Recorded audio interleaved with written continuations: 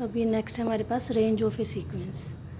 Range of a sequence is the set of all distinct terms of a sequence a n is called the range of a sequence.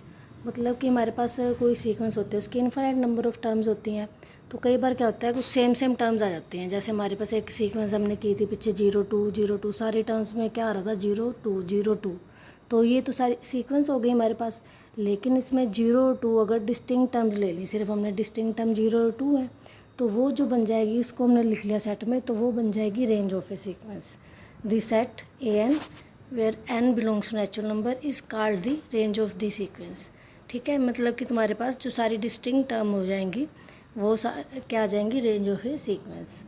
For example if we have sequence a n equal to -1 raised power n, then the range set of the sequence is -1 1, क्योंकि -1 raised power N है तो A1 क्या हुआ -1, A2 1, A3 -1, इसी तरह 1 -1 1 ऐसी आती रहेंगी टर्म्स तुम्हारे पास। -1 और 1 नहीं आ रही हैं सारी, और डिस्टिंक्ट टर्म्स इसमें कौन कौन सी हैं, -1 और 1, तो ये तुम्हारे पास क्या आ जाएंगी, range set of the sequence. तो अब सीक्वेंस को हम इस तरह डिनोट करते हैं, ये सीक्वेंस का हो जाएगी नोटेशन हमारी, और ये रेंज की नोटेशन इस तरह से आ जाएगी हमारे पास, ये करली ब्रैकेट। तो और जो सीक्वेंस होती है वो तुम्हारे पास इनफाइनाइट होती है, लेकिन उसकी रेंज तुम्हारे पास फाइनाइट भी हो सकती है, जैसे इसमें हमारे पास रेंज क्या है, फाइनाइट है। उसके बाद है constant sequence. A sequence a n defined by a n equal to c for all n belongs to natural number is called a constant sequence. Mean सारी टर्म सेम है तुम्हारे पास। जैसे ए एन को तुमने ए एन इक्वल टू तुम्हें 2 दे दिया, 1 दे दिया, कुछ भी दे दिया, तो सारी terms A1 A2 A3 A4 ये तुम्हारे पास क्या आ जाएंगी, सी आ जाएंगी। तो ये क्या हो जाएगी तुम्हारे पास, constant sequence. It is an infinite sequence, ये इनफाइनाइट सीक्वेंस है, but its range is a finite set which is singleton set c, तो इसकी रेंज क्या हो जाएगी, सी। उसके बाद है बाउंडेड एंड अनबाउंडेड सीक्वेंस।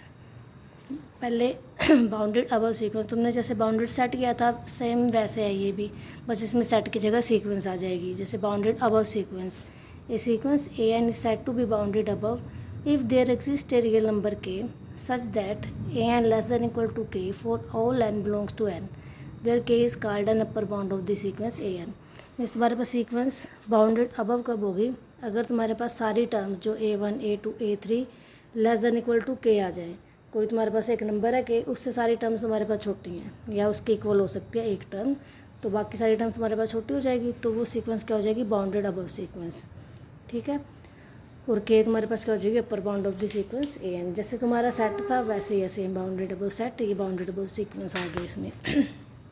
उसी तरह बाउंडेड बिलो में क्या होगा, ये sequence a n is set to be bounded below if there exist a real number k such that k less than equal to a N.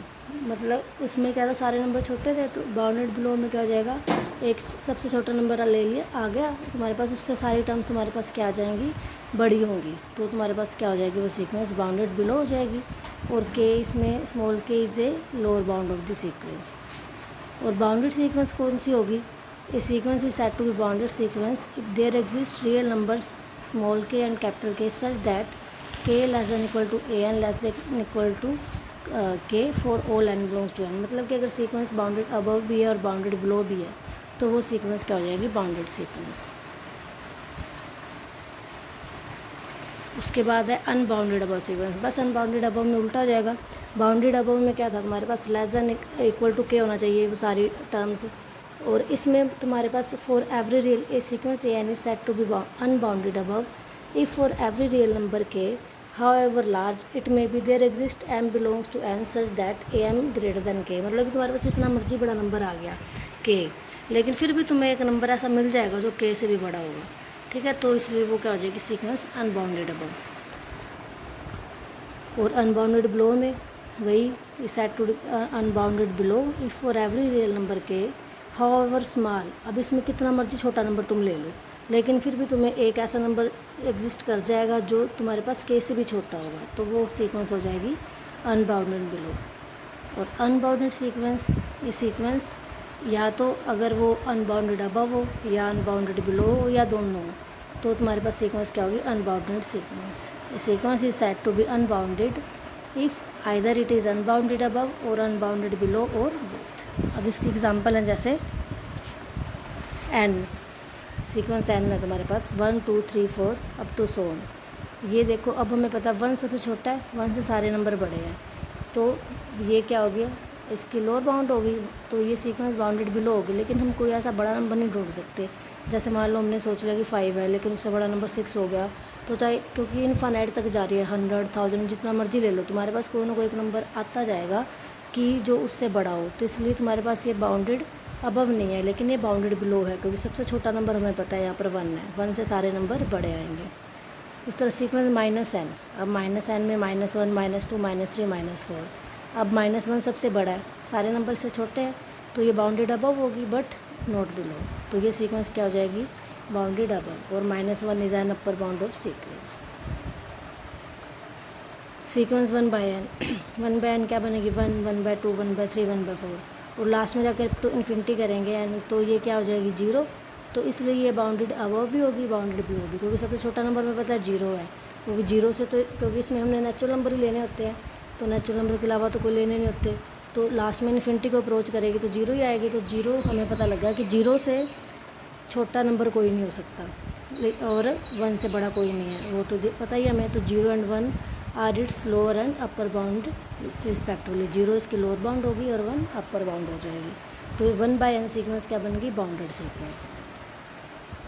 और -1n into n, ये -1 2 -3 4 -5 इस तरह बन रही है। तो ना तो इसकी हमें कोई अपर बाउंड पता लग रही है, ना इसकी लोअर बाउंड है कोई, तो ये अनबाउंडेड सीक्वेंस है।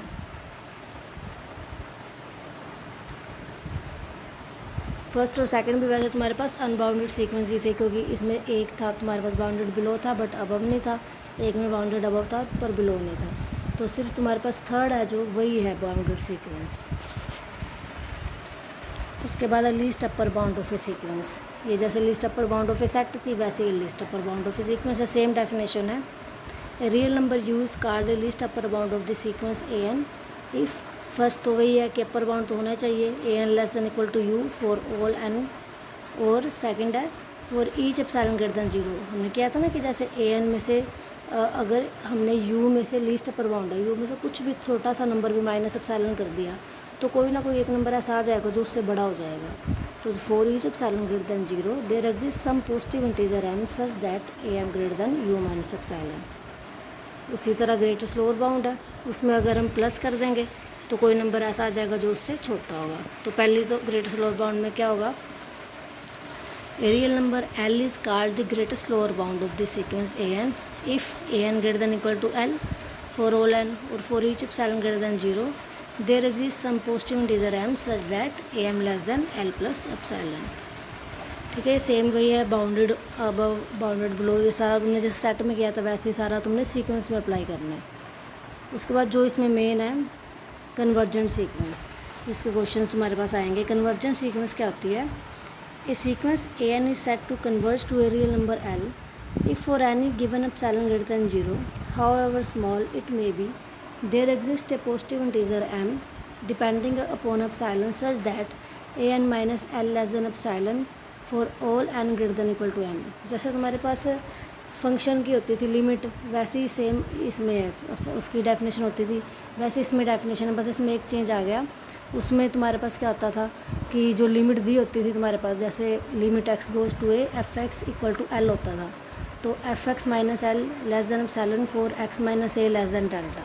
तो x minus a less than delta की जगह यहाँ पर आ गया n greater than equal to m, क्योंकि इसमें लिमिट हमेशा इन्फिनिटी को अप्रोच करेगी, क्योंकि तुम्हारे पास सीक्वेंस इनफाइनाइट होती है, तो नेचुरल नंबर तुमने पुट करने होते हैं, तो इसलिए limit n goes to infinity होगी, तो इसलिए तुम उसमें वो डेल्टा वाली तो लगा नहीं सकते।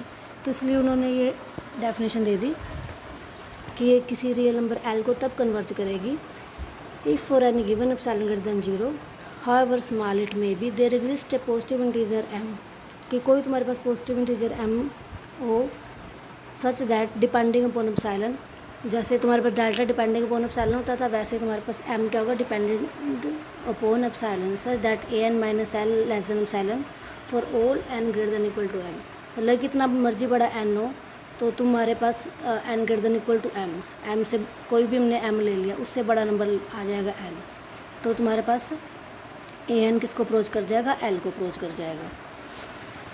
तो तुमने इसी ये डेफिनेशन से तुम्हारे क्वेश्चन प्रूव करना है, जैसे a n minus L less than epsilon for all n greater than equal to m. अब the real number l is called limit of the sequence a n. In such case we write, मतलब वही आ गया, limit n goes to infinity a n equal to l और a n goes to l as n goes to infinity. मतलब कि तुम्हारे पास कोई भी सीक्वेंस है, जैसे 1/n है सीक्वेंस, एन इन्फिनिटी को अप्रोच किया तो 1/n किसको अप्रोच कर जाएगा, 0 को, तो ये सीक्वेंस क्या हो जाएगी, कन्वर्जेंट सीक्वेंस हो जाएगी। ठीक है, अब इसको हमने शो करना है बाय डेफिनेशन। अब सिंपल तो हमें पता है कि एन को इन्फिनिटी पुट कर देंगे, इन्फिनिटी को अप्रोच करा देंगे तो लिमिट निकालेंगे। अगर लिमिट फाइनाइट आ जाती है तो कन्वर्जेंट सीक्वेंस है, अगर लिमिट इन्फिनिटी आ जाती है तो वो डाइवर्जेंट सीक्वेंस हो जाएगी। डाइवर्जेंट सीक्वेंस होगी, या एक बार तुम्हारे पास और भी आती है, ओसिलेटिंग फाइनाइटली, ओसिलेटिंग इनफाइनाइटली, वो आगे करेंगे हम।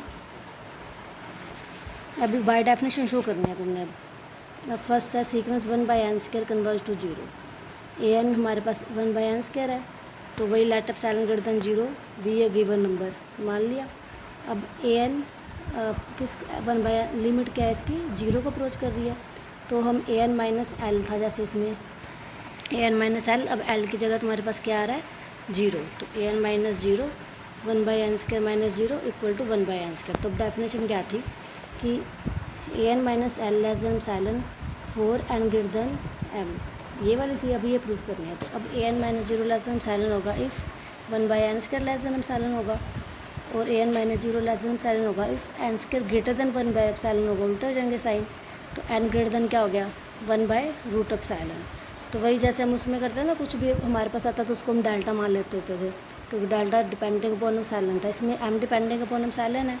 तो a n minus 0 less than epsilon if n greater than equal to m, where m is a positive integer greater than 1/√एप्सिलॉन। तो हमने एम ले लिया जो 1/√एप्सिलॉन से बड़ा है, तो एन क्या आ जाएगा, greater than equal to m. बस यही हमने प्रूफ करना था, बस सिंपल इसी तरह से तुमने डेफिनेशन लगानी है।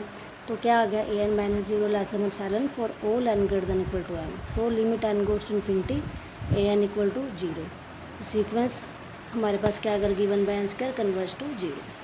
ठीक है, तो बस, और सेकंड वाली भी सेम है, 1/2n कन्वर्ज टू 0, ये तुमने खुद ट्राई करनी है। उसके बाद कल नेक्स्ट करेंगे डाइवर्जेंट सीक्वेंस। अभी ये तुम कन्वर्जेंट और ये वाला